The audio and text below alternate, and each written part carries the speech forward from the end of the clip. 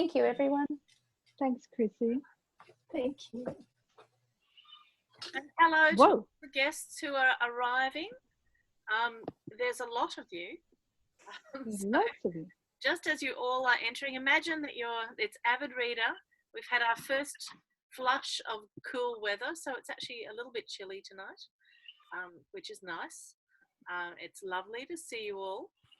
You're just milling around. We're, post-social distancing, we're all crammed together in the back deck, which would be quite nice at the moment. Mulled wine perhaps being passed around. That would also be good.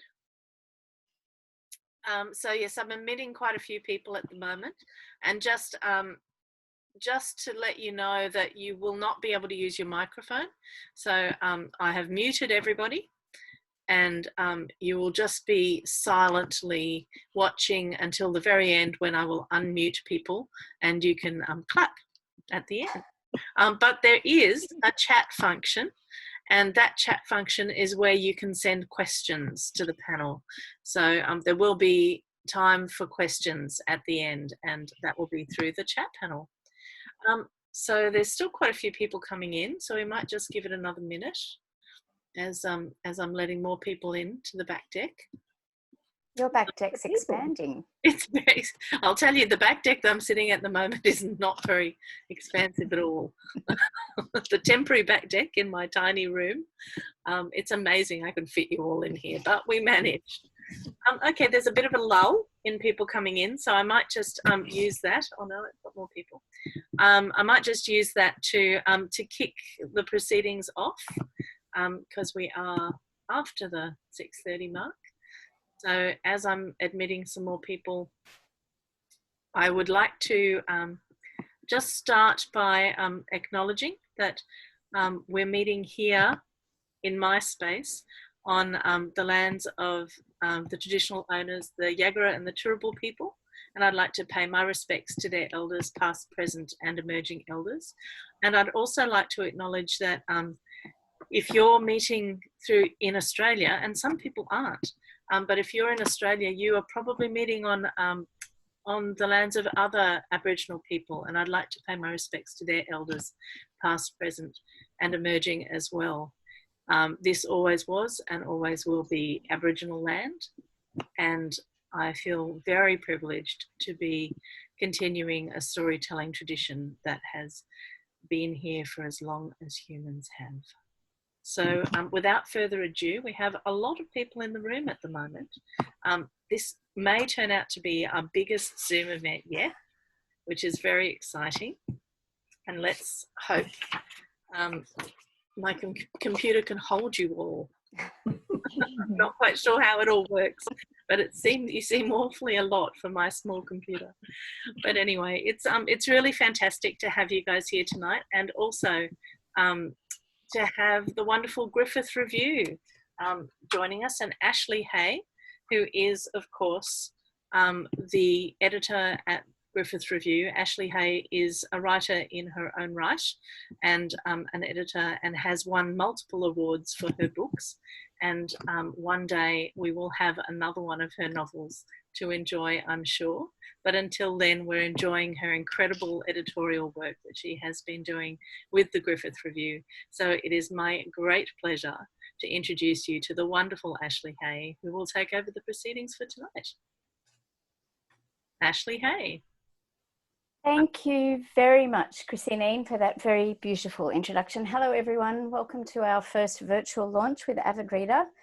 We're very sorry not to have you all crammed onto the back deck at Avid, but we're very thrilled to have you with us from wherever you are. I guess that's the advantage of this. You can join us from anywhere. I'm finding this a strangely kind of emotional thing. I don't know if that bodes well or not for the next hour. But I'm really so delighted that so many of you have come to be part of this conversation with us tonight. As Chrissy said, my name's Ashley Haye. I'm the editor of Griffith Review, and I'm delighted to be talking today to three of the contributors to our most recent edition, Griffith Review 68, Getting On. I'm joined by Tony Birch, Vicki Laveau-Harvie, and Charlotte Wood. I'm going to tell you a little bit about these three wonderful writers in a moment. and a little bit about Griffith Review. But I'd also like to acknowledge the traditional custodians of this land, this continent, wherever you happen to be sitting on it, to acknowledge elders, past, present and emerging, of the world's oldest continuing civilization. And I'd like to acknowledge the particular privilege, not just of joining together to tell stories on this continent, but the privilege of the technologies that allow us to do this at the moment and to make these connections. I think acknowledging elders is a differently important thing to do in the context of the edition of Griffith Review that we're talking about tonight, given that it explores questions of ageing, maturities and mortalities. And one of the pieces in the book is a conversation about these acknowledgements, what's possible through them and what's possible beyond them. A wonderful conversation between community leader and educator Ruth Ross, Jay Phillips, who's a Waka Waka Gurung Gurung woman from southeast Queensland, and Mayra Dryce, who's a Yirralare Gamilaraay woman from southeast Queensland and northwest New South Wales. So Griffith Review is a quarterly journal of writing and good ideas. Also, we have a suite of online exclusives that we publish with each book. This collection, as I said, celebrates ageing, maturities, mortalities. And with the writers that are in the room with me tonight, we're going to explore ideas of comfort and of courage as well, and the idea of ageing as an art form, a kind of creative and experimental growth. Now, we started working on this book quite a long time ago, and obviously the conversations around all these things, like the conversations around just about everything at the moment, has been framed and reframed really interesting by the pandemic situation that we find ourselves in, which makes us feel that it's sort of more timely than ever to reimagine the potential benefits and the potential challenges of these particular phases of life, but also to focus on and rectify the exclusion of older people from our culture and to focus on them as people and not as problems. So I think all of these things will hopefully feed into the conversation tonight. I'm going to introduce you to the three panelists. It's another advantage of the way we're doing things at the moment that we can get them from wherever they are as well. And I want to acknowledge too, we've got a handful of other contributors in the room, and I'll talk about them a little bit further down the track. So Tony Burch joins us from Melbourne. Tony's the author of 3 short story collections, including Common People, and 4 novels, most recently The White Girl, which was longlisted for the Miles Franklin Today. Very nice news. In 2017, he was awarded the Patrick White Literary Prize. And Tony's essay for this edition of Griffith Review is called Things of Stone and Wood and Wool and Other Things, and it explores love and grief and warmth and the kind of comfort that we take from different objects. It explores too, Tony, the ways that you've been moving through the world since the sudden death of your younger brother. It's just a beautiful and warm piece, and I'm so thrilled that we have it in the mix. But I want to start by asking you, you've written about your brother's death several times now, and in the piece for us, you talk about each essay building on the previous one and using sort of conscious repetition. And you write about this maybe as a way of respecting your brother's life. Can you talk to us a little bit about the power and the potential of this kind of very conscious retelling of certain stories, how we try to make sense, not just of the stories, but of ourselves through these sorts of acts? Yeah, look, I think generally on the point of repetition, I had a conversation many years ago with Ross Gibson, who some people will know, and Ross said that rather than me worried that I was repeating myself, to think about it as a notion of reiteration, of trying to get to the same ending that you can never get to. So you're always digging down into a subject and subject matter to try and make sense of the world. I think in relationship to Wayne's death, a really good way of understanding this in a physical, geographical sense is that after he died, one of the first things I did was to retrace a walk along the Birrarung, the Yarra River, which I've written about many times, but a place that we had known intimately as children. And when I went down to the river to take that walk, I went with the intention that I would take a walk one day, and that one day would satisfy some unconscious need or deal with the grief that I was experiencing. And then immediately that I finished the walk and I was walking back up from a place called Dights Falls in Collingwood, I knew that I would go back the next day. And I went back every day for weeks and weeks and took the same walk. And in a sense, I was doing that.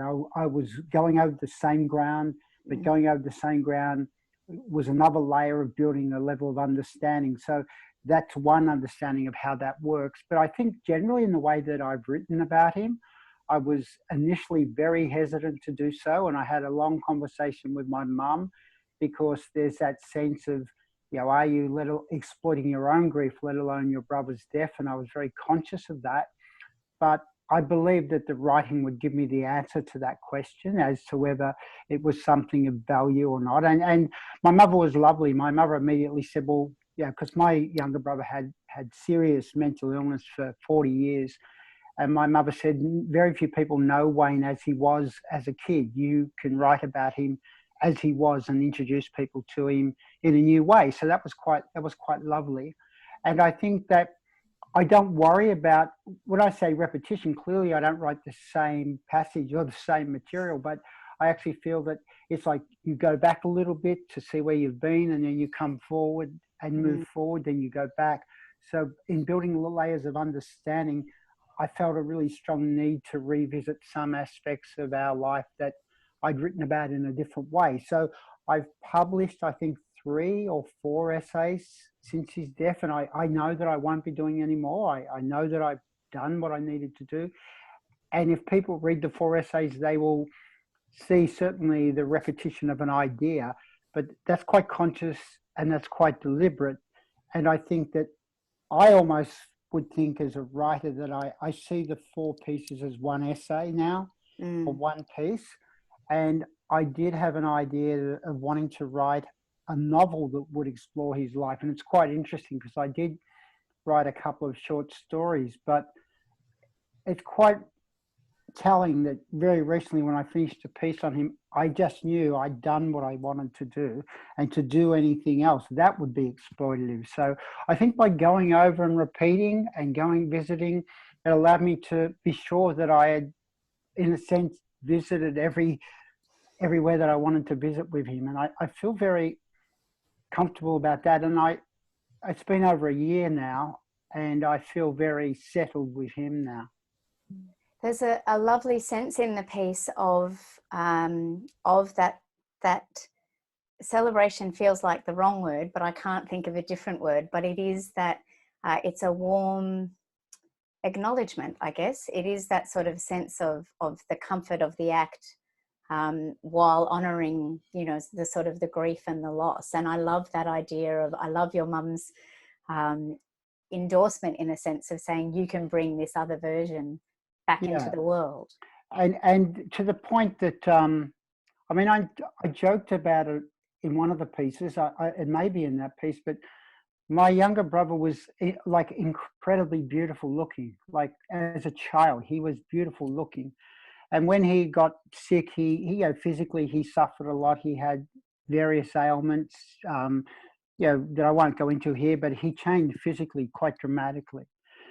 And when people, as we did at his funeral, where we put up, the photos that you see of someone and played a beautiful Donovan song, when people saw his childhood photographs, again, people who didn't know him, you could hear the gasp, not in the sense, oh, he must have looked terrible. Now, just to witness that beauty was striking. And I wanted to pay testament to that, because in a family like ours, which was a very difficult upbringing, a very violent upbringing, my brother was like an exception. And so that being with him was always, I remember all our experiences of being incredibly happy because he was an incredibly vibrant, sparkling, energetic child. So I certainly wanted to recover that sense of him, because I suppose one of the things, actually, I didn't want people to feel sorry for him or see my brother's life in a sort of pitying way, that he had this incredible life, and I wanted to make sure that I commemorated that. The beauty and the warmth come through, and I'm really incredibly grateful that you trusted one version of him to us. It was a beautiful, beautiful piece to work with. Thank you, Tony. Thank you.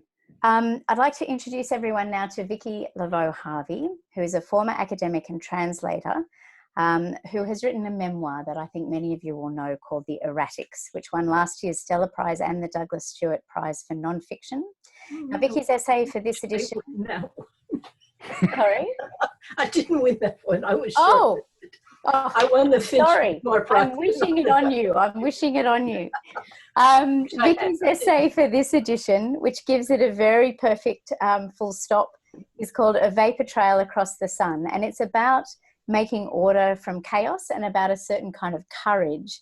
Now, Vicky, you talk about that courage as coming from a kind of combination of a lifetime of experience, and it's not an evasion, but a sort of not doing of a lot of things. And you talk about 2 moments when you stepped out of your shell to claim something for yourself.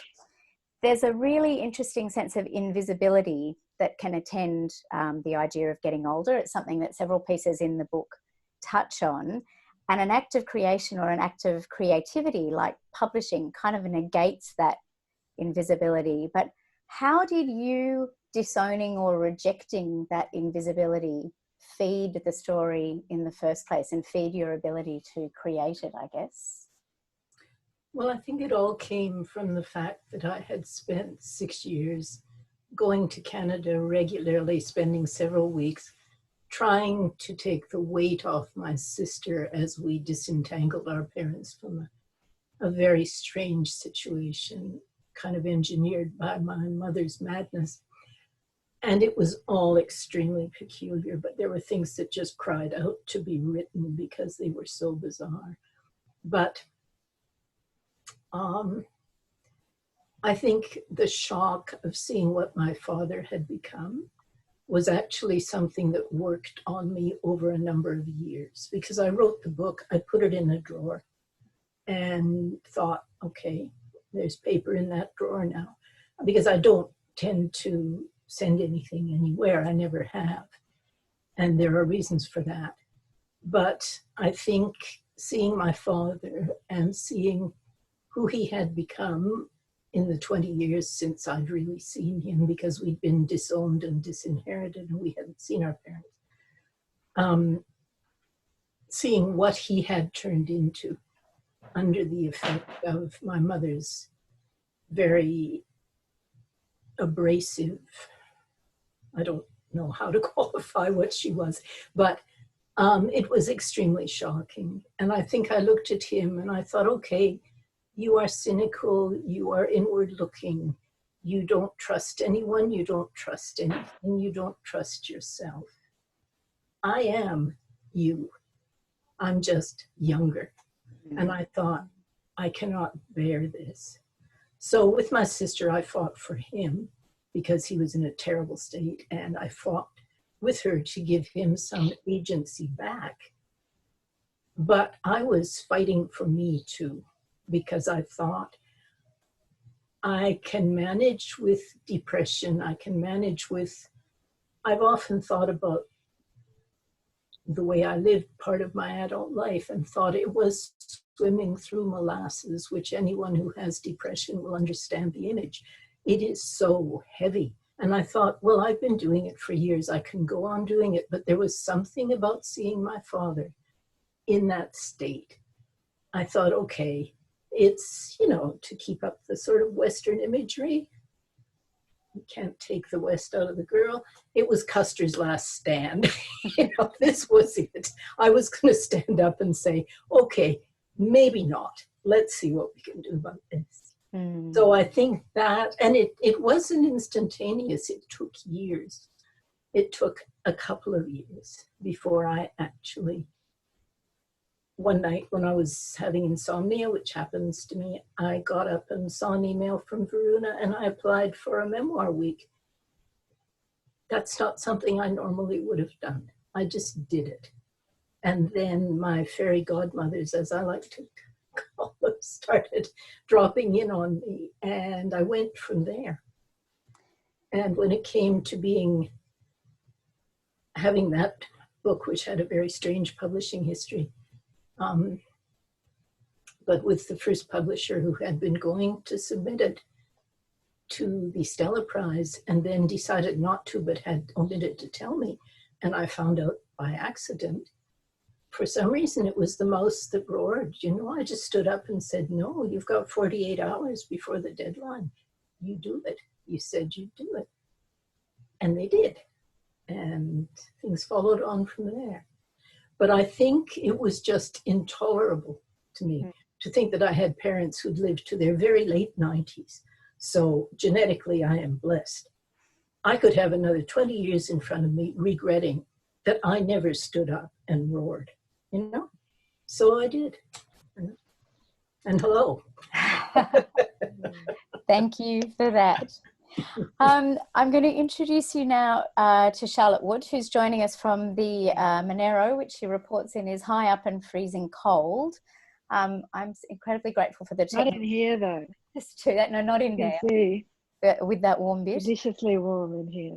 Charlotte, as I'm sure you all know, is the author of 8 books, including The Natural Way of Things and her most recent novel, The Weekend, which was also longlisted for the Miles Franklin today. So we're very excited to celebrate that too.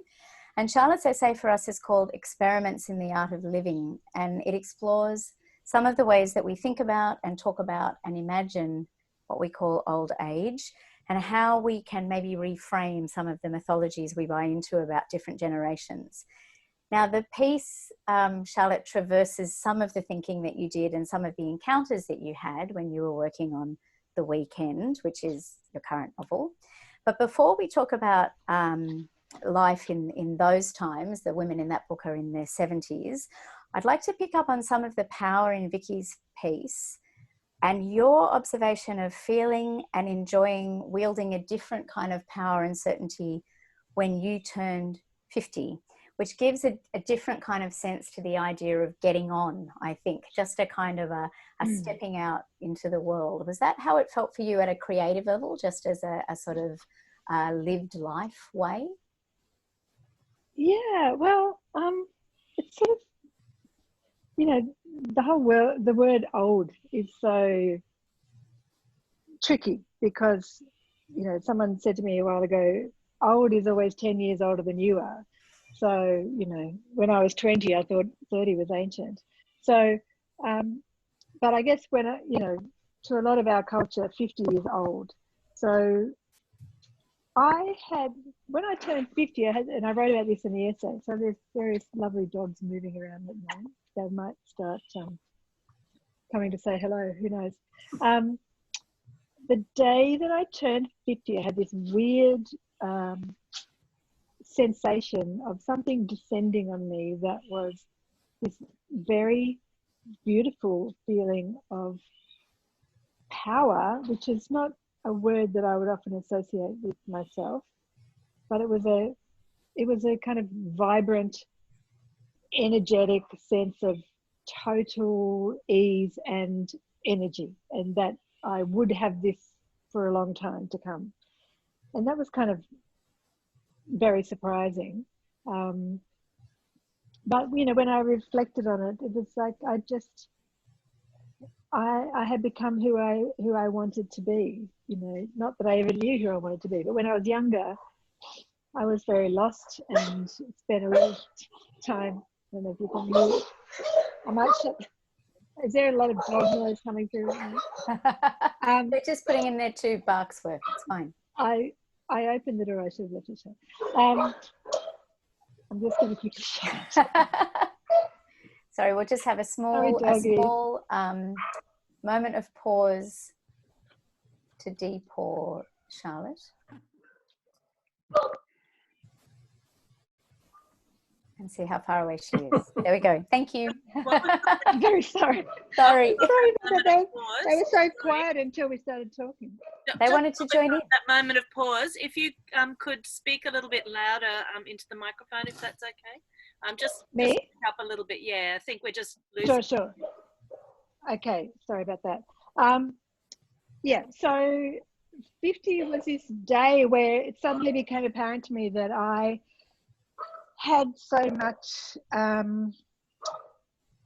within me that I'd never had before. And, you know, it's the kind of thing that you don't expect, because our culture tells you that the older you get, the more fucked things get, which I think is a total and utter lie. And that day was when it sort of became super apparent to me. And did that kind of moment feed into the women that you then invented, Jude and Adele and Wendy. Was there a direct correlation? Was the book, were the women in the weekend people you were already interested in, or was there a kind of a direct connection there? Not particularly. That was before The Natural Way of Things came out. So I hadn't really started thinking about the weekend by then, but I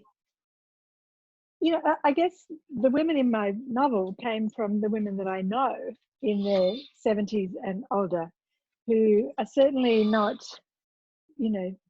sitting at home in rocking chairs, knitting and thinking about when they were 20, when everything was great.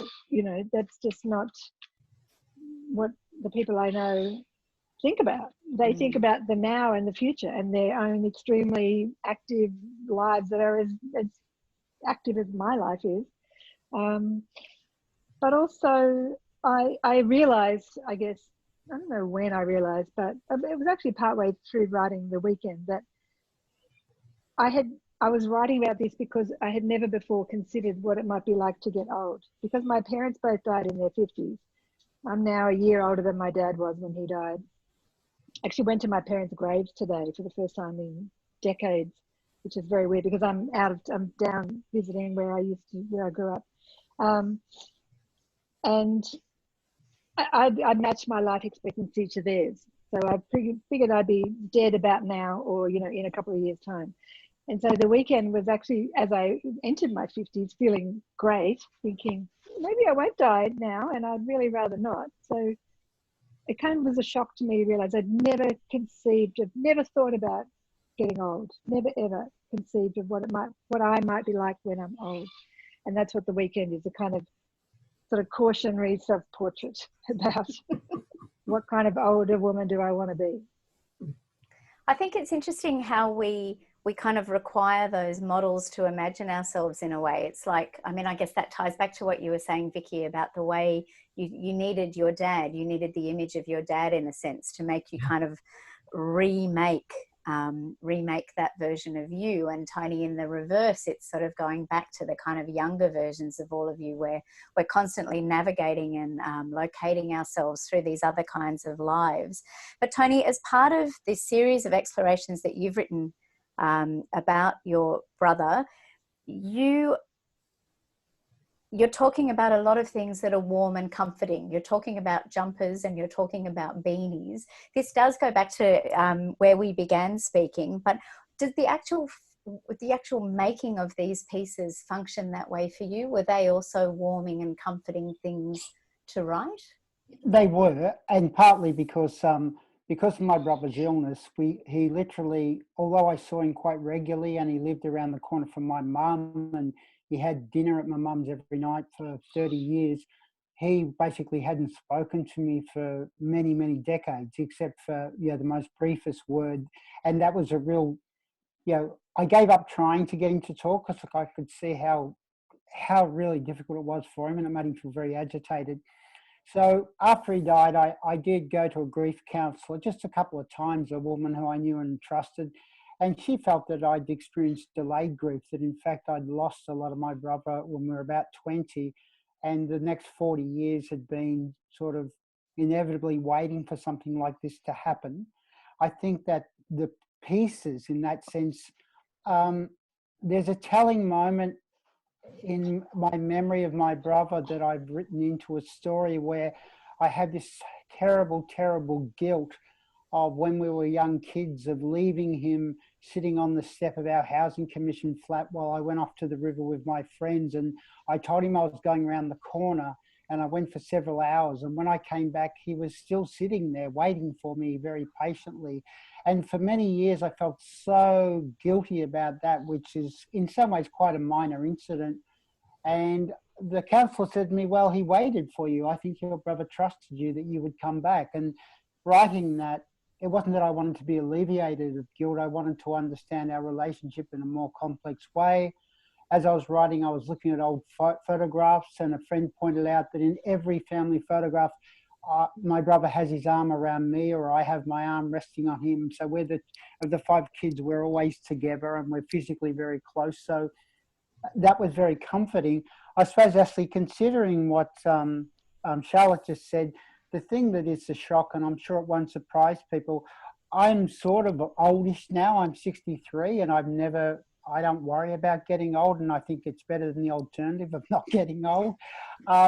But for my younger brother to die, even though he'd been ill, it was still a real shock to think that someone younger than you in your family is not here anymore, because it disrupts that sense of order that we have. So that whatever warmth I felt guilty that he had died and that I was alive. And my mum, acutely so. Yeah, my mum's in her early 80s, and she just said, I shouldn't be burying my children. She didn't want to do that. And she talks about, she wished she could have traded places. So I think for all of us in the family, I have garnered great warmth from writing about him. The family have been rock solid. I'm sure everyone in the room tonight will know that sometimes when someone dies, it can be really disruptive in families. You have arguments, and people fight over all sorts of stuff. We haven't had one argument. It's brought us closer together. So I felt that we've been very lucky in the way that we've grieved, and we've grieved with great connection and warmth for each other. And people in my family have read all of those pieces, including the essay that's in Griffith Review, and they love it. They love seeing my brother's name in print and the memories of him in print. There's something incredibly moving in your mention of the fact that you've managed to grieve in this really connected way. And in the scene that I'm thinking about from the beginning of the essay, where a friend of yours asks you to go and speak at her father's funeral. Yeah. Because one thing that I've been incredibly conscious about is that our grieving is disrupted at the moment, like almost everything is disrupted at the moment. And we do talk a lot about, having lost rituals and having lost the sort of sense of things that we do. Yeah. How do you think our ideas of what it's possible to mourn for and how it's possible to mourn might be reshaped after we come out of this side of very drastic minimization? Well, I think that, I suppose the best way for me to answer, Ashley, is to put it in the context of where I was before this, and to create, and I am going to generalize, but that woman whose father died, she's an Aboriginal woman, a very strong Aboriginal woman. And one of the ways that we grieve in the Aboriginal community, and I'm talking about our contemporary selves, we talk very openly about the people we love. We are very connected emotionally. So that when Wayne died, I could go to work and I would just be in tears, but I wouldn't think I needed to hide it or go home or stay away. And when my friend's father died, we are very open in our grief, and we're not embarrassed by that. And we understand that through our grief, all our Koori friends in Melbourne will be there for you. So I felt incredibly supported. And I've gone to funerals where, again, I'm not judging other cultures, but to me, where the lack of emotion, the repression of emotion, holding it together seems to me to be unhealthy. And I've seen many people who I feel have had issues and problems to deal with afterwards because they haven't been able to express the depth of their emotion. I think going for this crisis, the isolation that we've all felt, my hope would be that it gives us a sense of what it is like to be connected to people, what it is like to be emotionally available to each other, to be physically available to each other. Whether that will happen or not, I'm not sure. And I'm a pessimist by heart, but the way that I ran into some people in the street today, and they're saying they haven't seen their grandkids for 7 weeks, and they're grieving for that, of being with their grandkids, of holding them. And I think it may, for many of us, give us a sense of where our value really lies, and to make sure that we keep a focus on that. Of course, what you worry about is that once we go back to the eventual grind, the grind takes over and we're back into that groove of just doing stuff and not pausing. So I think in a way this forced pause for some of us might be, in the end, a great opportunity. Be interesting to see what we all look like when we get to whatever the other side. We'll have really bad hair. I'm at peak hair. This is peak hair. Vicky, in part of your essay, which also deals with some of the stories around you thinking into and then writing the erratics, for which I've awarded you more prizes than you were otherwise, blessed with. I'd like to keep doing that. But you talk a little bit about the different ways that you and your sister responded to similar situations or similar stories. Is there a necessary complexity and subjectivity involved in navigating these stories in particular, and the kind of memorializing of your parents, but also the kind of remaking of yourself as an extension of that? I think in my case, I mean, my story was peculiar because I had not seen my parents for a very long time, and I'd lived on different continents. That was my coping mechanism. It involves a lot of moving furniture, but it was the best I could do. But it meant that my sister was largely a stranger to me too, because neither of us was good at keeping in touch. We just didn't. We're 6 years apart, and that doesn't necessarily mean you are not close to your siblings, but when I was 18, the only way that I could survive was by leaving. And I left her behind, and she was 12. There was nothing I could do about that. And over the years, we saw very, very little of each other. I moved to France. She remained in Canada. So when it came to dealing with a situation which was completely out of control, I mean, we went to meet bankers who looked after my parents' affairs. And when we walked in, one of the bankers almost had a cardiac arrest. As it turned out, she had been stealing from my father for a number of years because she had believed what my parents said, which was that there were no children. And so when two of them walked in, this woman, she literally almost, I mean, I would not wish bad things upon her. I believe she's still alive, but she's a lot richer than she would have been if she'd known there were children. So, you know, we had these situations which we had to navigate. My sister is an intensely practical person. She used to run the blood labs at Vancouver General Hospital and look after the blood work for people who were having transplants and stuff like this. Everything has a list, you know, you tick it off. And I am totally not like that. I am the world's greatest prevaricator. Nothing happens. And there are layers of nothing happening around me as I speak to you.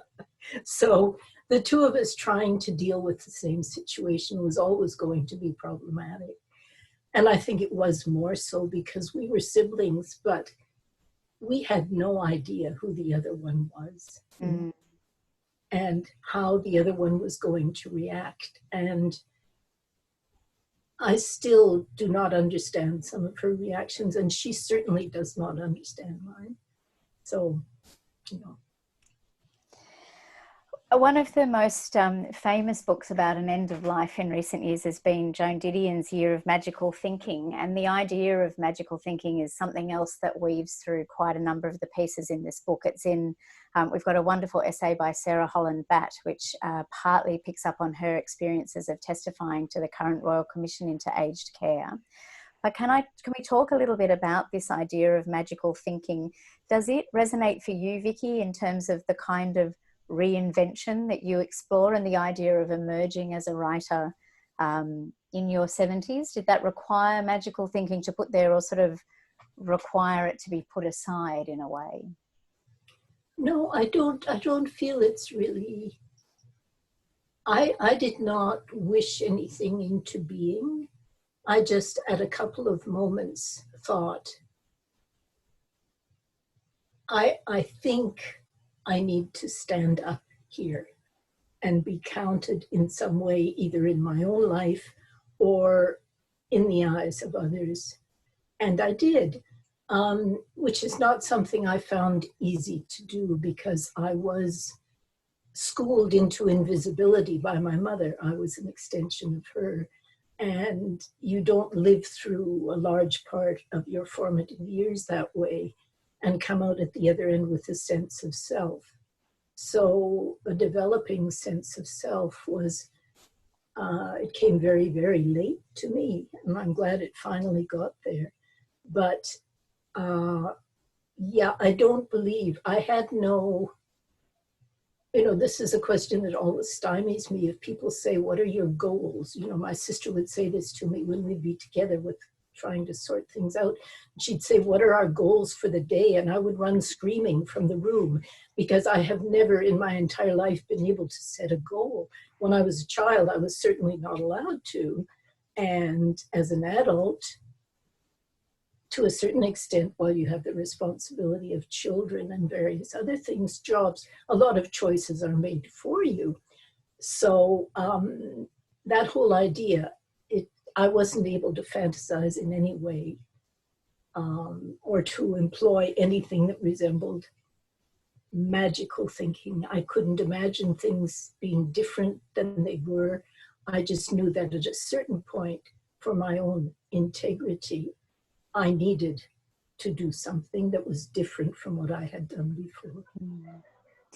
Charlotte, there's an element of magical thinking in the way, in the essay you write about this. I think it's something that all of us do, presume a certain amount of agency and productivity as we all get older.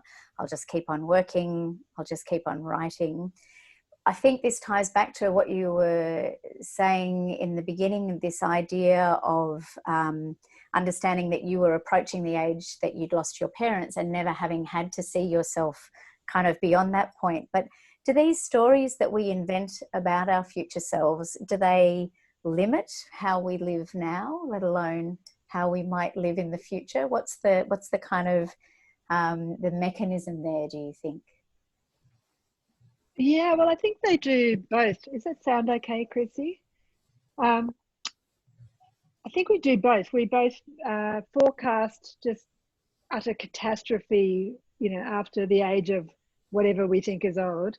We think it's all about either stasis or decline or regression. It's not about development or growth or deepening or anything like that. But also we do edit out things that we don't want to know about. So, you know, the example that you're talking about, I think in the essay, is where I sort of mentioned that it seems that, you know, great aging needs money, and that, you know, I'm a writer, my husband works in the arts, a lot of our friends are artists or, you know, work in the arts in some form, and so nobody has superannuation, nobody has financial stability, nobody has, you know, long-term, we're all precarious. But our magical thinking about our future is, well, we'll just keep working, you know. I wouldn't want to give up work. I mean, how could I? I'm a writer, or I need to write, and and I think that is true. But that edits out the part where nobody wants our work anymore. Mm-hmm. You know, it edits out the part where I might keep writing, but will anyone keep publishing? You know, and I've seen that with writers I really admire, that I think, where have they gone? You know, a generation older than me. And so if you've backed yourself into the corner financially that we all have, and I'm so glad we have freedom, which a lot of people do not have who have money. But there's magical thinking about the freedom when I'm 85, you know, when I actually need money to have any kind of autonomy, you know, but what else do you do? Like, I'm not going to go, okay, well, I can't be a writer anymore and I've got to go earn some money, because I'm just not sure how else I would do that. Mm. And so I sort of think, and also because I think for people, Sean and me, we don't have any children.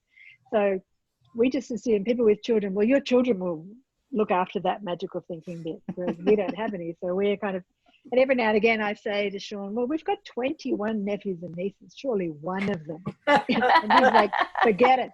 He says, forget it. They're going to want nothing to do with us. I'm like, oh yeah, that's right. Even their parents say, they're going to want nothing to do with us.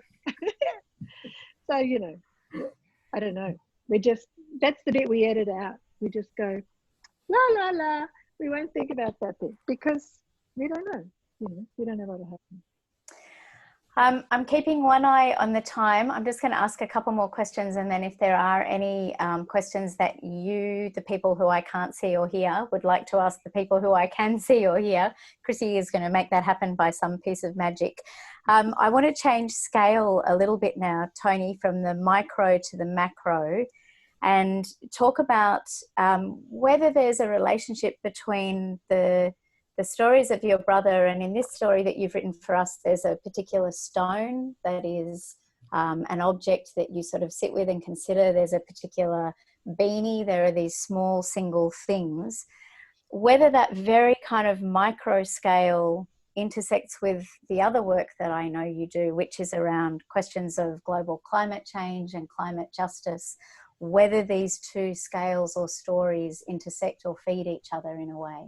Well, they do absolutely. Although I just want to tell Charlotte, the kids will not save you. I've got 5 kids and 2 grandkids, and yeah. they just keep dipping in. They just keep wanting more. But anyway, well, that's what my siblings with children tell me. Like, our kids are not going to save us. They're certainly not going to save you. No, so, exactly. I think that there was a quite specific incident in the first case about the stone. And as you know, my research fellowships, I'm actually just about to retire from full-time work in 6 weeks. So I'll be coming to Charlotte put the bite on Charlotte for some money. But that when I picked up that stone and took it home, I literally, as I say in the essay, I thought, this stone has been around a long time. This stone has been around a lot longer than me. And if some mining company or doesn't want to explode it or implode it, this stone will be around a lot longer than me. And therefore, this stone is a lot smarter than me. So the capabilities of so-called inanimate objects I'm really impacted by. And of course, that extends to nature. So one of the things I'd say quite specifically around that issue was that we just have no ability to be humble around nature, and no ability or very limited ability to understand our place within a world of the non-human. And that's, of course, what's led us to the catastrophe we face with climate injustice.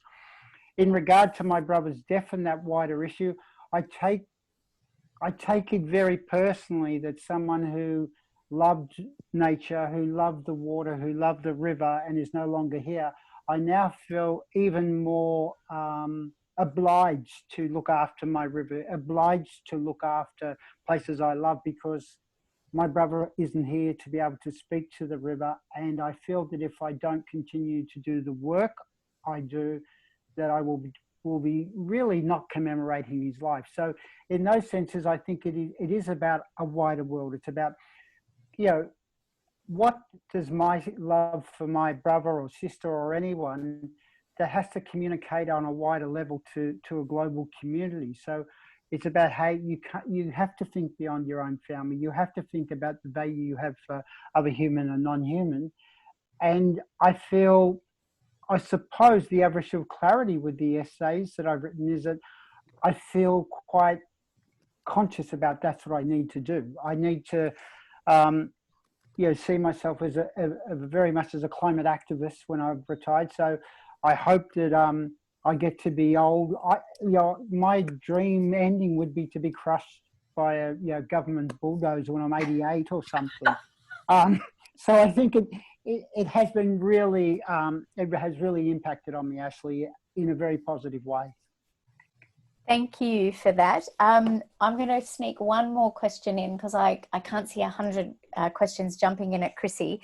And it's a quote from Charlotte's essay. It's a quote from James Hillman, who's a Jungian psychologist, who suggests the idea of aging as an art form. And I think there's something, this does feed into a number of pieces in the book. I think into Ailsa Piper's very beautiful piece, Old Growth. There's work by Jane Goodall and by Ian Lowe as well that I can feel this kind of ongoing exploration or evolution at play in there. I wanted to ask each of you very quickly now, the idea of aging as an art form, what kind of commitments or explorations that idea are possible for you at this time. Vicky, can I give that one to you first of all? Sure. I think as a result of the last 10 years or so of my life, I have come to live in a way that has more form that comes from me than what I lived before, because I worked and I had children and I had different things that needed to be seen to. And I have made a number of very definite decisions about how I will live my older years to the extent that I am able to make my own decisions. And that is the big terror when you get older, is that that power, that agency will be taken from you. And I saw that with my father. So I'm very aware of that possibility. But I have made decisions over the last few years that involved opening my life out to more possibilities. But what I find quite amazing to look at from the point of view of someone who is 77 is that I put limits on what I decided I would do. I thought, yes, I want certain things in my life, but I do not want situations that will impact on me in certain ways. I do not wish a situation where someone might bully me. I do not wish situations where there would be people who are draining me in ways that sometimes happen. I will choose how I deal with my relationships in a slightly different way than I did before. And that sounds both pretentious and horrible, but it actually isn't, because I am very conscious that I am the age I am, that I have people in my life who are viscerally important to me, who are my children and my grandchildren. And 4 of those people live in the US, and I am in a perpetual state of terror for those people. And there's absolutely nothing I can do. The others are here, so that's a little easier.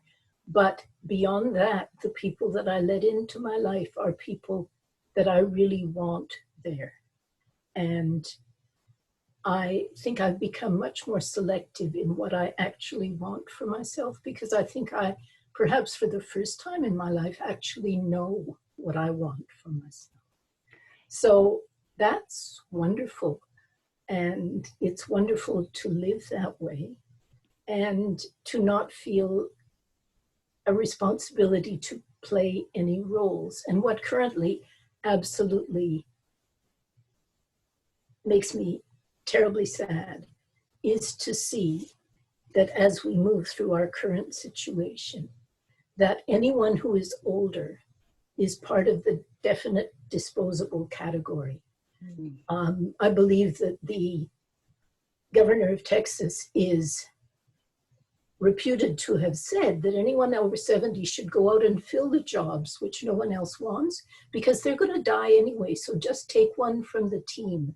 Well, I am so pleased that I live in Australia, where there is at least, I mean, the focus is now joyfully from the point of view of some people, on the economy. And I fear greatly that it's going to be about putting the economy back exactly the way it was, ignoring the big issues like climate change, like those things, like inequality, like ageism, like sexism, all of those things. I fear that they're just going to get ground under again as we try to put things back the way they were.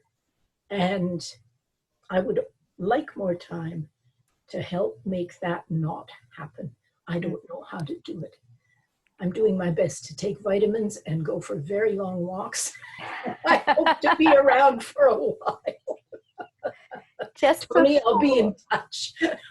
Just before I come to you, Tony and Charlotte, with the question about aging as an art form, I think, Vicky, that there is a question from someone in the audience for you, which Chrissy is going to bring over. Yeah, there's a couple for Vicky, actually. I'll do this one first. So we have a question. It's Ian and Lisa have a question for Vicky. if you're willing to respond. You talk about the paper going in the drawer and then it doesn't go anywhere usually, and there are reasons for that.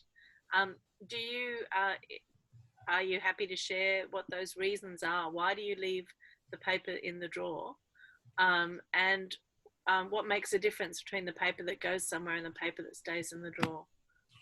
Well, basically, I think I always wrote because for me, it was somewhere where I could be myself. Even as a child, I wrote and I read, and I felt safe doing those things. I was protected from, unfortunately, my own mother by putting myself in those spaces. My writing was not for anyone else. I was always seeking to do it in the best possible way. And my reflex is still not to make it public. And when people say to me, why don't you send things out? And that's the kind of corollary of the people who looked at me when my book came out and said, how amazing you've published a book when you've never written anything in your life. And to which my daughter answered, one of them once, because she got rather tired of hearing this, she said to them, yes, you know, before Mom published this book, she couldn't even sign her own name. So, but it's very hard to explain to people that my writing when I was a child and a young person was for me. It was a way of finding a touchstone to who I was. It wasn't something that I cared to share. And the great joy of having my memoir out there has been that I got to a point when it was first published where there were more sales than people I could possibly know, because I presumed that you'd have to know me to worry about buying the book.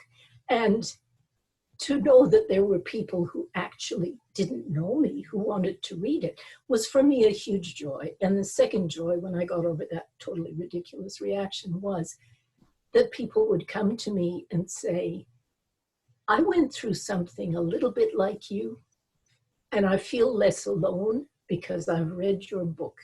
And I thought, you know what, if I managed to do that in some small way, that is just beyond anything I would have imagined. And which explains why I might buy some stamps and send some more stuff out there. I don't know yet. It depends on how much time I've got. We'll see. Thank you. Tony, can I come back quickly to you with this idea of aging as an art form, what you make of the potential or the limitation of that? And very quickly, I mean, I remember when I read Vicky's book, one of the things I felt is that sense of loneliness in it, it actually frightened me. I'm very lucky to have been in a big family and we're extremely close and we're very loving with each other. And Vicky's book was such had such an impact on me for someone having to go through that. So the thing about getting old for me as an art form, I think, and I would just preface this, I think there are different issues that confront men and women, I think, have to confront issues that we wouldn't even dream of. And very strong women in my life still have that, what would you call that, insecurity of how they present in public before they go out, when they go to meetings. And really confident, remarkable women. And I think, why would they shouldn't be worrying about this, but they still have to worry about that, about how they're judged physically. And I see that in my own family situation. There are two things about art form. One is that, as you know, Ash, I'm a very pleasant, very happy man. But since I've had grandchildren, somehow my family, my 5 children, my 4 daughters in particular, my granddaughter, have decided that I'm going to become a grumpy old man. So I've started to have to mimic the grumpy grandfather. So I've stooped a little, I learned to growl a little. So they've decided this is a role I have to play because it's funny. So one art form is to me is to learn to be a good actor as an occasional grumpy old man. But the other one which is serious about age for me, as people who know me well, I've been running for 40 years. It is my meditation. It's my addiction. It took me away from alcohol. It took me away from issues of depression. And if I can't run, I can't write. So my only fear, and as I said, getting old is fine by me. I don't want to not get old, is that when I stop running, I probably will stop writing. So the art form for me is to keep the body moving.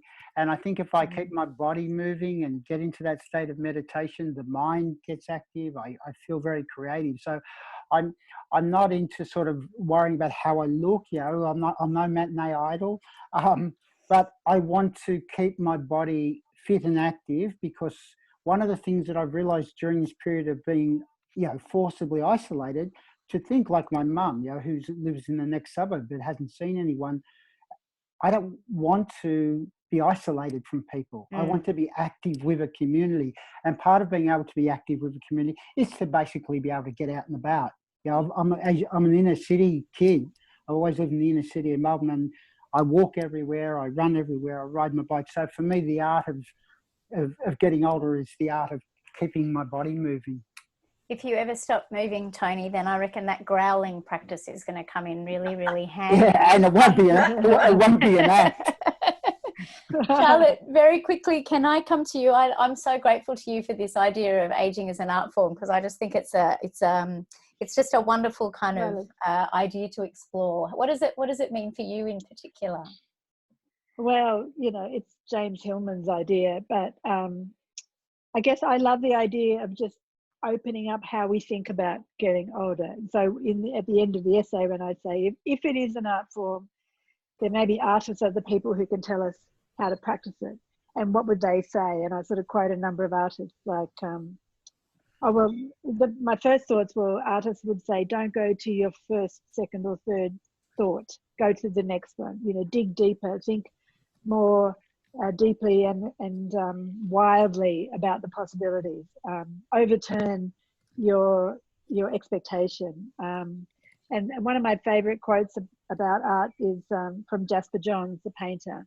He said, art happens when you take an object and you do something to it, and then you do something else to it. Yeah. And to me, that something else is where art happens. It's not just replicate, here's a glass, I'll do a painting of it, but then you do something else to it. It's got wine in it, by the way. I think I'm the only one here. So what I would like to try to do is to always keep that something else in mind, to take risks, to push beyond what we think we know, what we think we're capable of, and that might be in very small ways. It might be if I do lose my mobility, to just keep trying to go beyond what I think I can do. So stuff like that. I mean, I don't know, but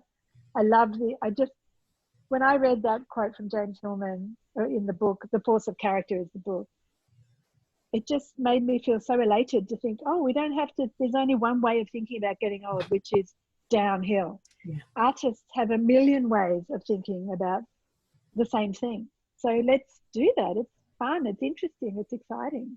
So that's what even if I lose a lot of the things that are precious to me, to try and keep hold of the idea that there is still another way to look at whatever is happening to me. That's what I would like to do. Christine, I can see half a question from you, which I suspect says someone in the audience would like Tony Burch to growl. Would I be correct in making that guess? We do have a request for a growl from Tony Burch. I'm not sure if you're interested in growling on you, Tony. Well, all I'm going to say is, I'm going to say one, no, I'm not going to do that. Two is, I'm going to say, because if I do that for the audience, my granddaughter Isabel will know that I'm an actor, that I'm not really grumpy. Yeah. This will be worse than pointing out Father Christmas isn't real. But tell the person they can always send me an email and I'll send them back a long list of different ways that I growl. I'm happy to do that. I'm not going to do that. The other thing is that Tony will be asked to growl at every writer's event. Oh, I do that. Bespoke growling services. Look, I feel, given that we are already a little bit over, that we have come to the end of our time together tonight, I want to make a particular and extremely huge thanks to Avid Reader. They are such a focus of the writing community for us up here in Brisbane. And we're so grateful that they found a way for us to keep things like this going at the moment. keep us together in the time of lockdown and give us this kind of ability to go a little bit more broadly as well. Thank you to all of you who I can't see for zooming in and being part of this event. I hope we've tempted some of you to look at this edition of Griffith Review. We've got some fantastic contributors that we haven't talked about tonight. We've got amazing pieces by Gabbie Stroud, Helen Garner, Andrew Stafford, Laura Elvery, Glenn Albrecht, Sam Wagan Watson, so many other people, Melanie Cheng, who I think was also long listed for the Miles Franklin today. Plus we've got incredible online exclusives as well by people including Ashton Applewhite, Kate Kennedy and Donna Ward. So we've got lots of different things for you to read. Writers need readers to complete the work that they're doing. At the moment, there's a lot of precarity going on. So please, if you can support and buy this work, buy writers' work, buy Australian writers' work, any way you can, that would be wonderful. And thank you for all that you do. But my hugest thanks to the 3 writers who were lovely enough to come in from where they were tonight, to Tony Birch, to Vicki Laveau-Harvie and to Charlotte Wood for trusting us with their work, and also for their warmth and conversation this evening. Thank you all very much.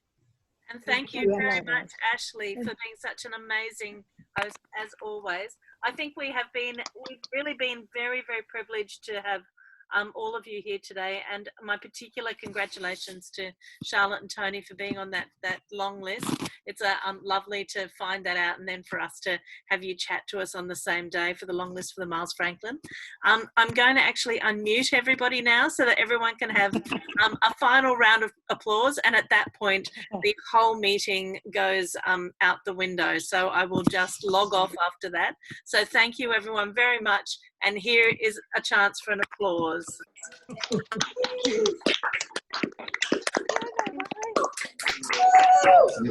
Hey, everybody.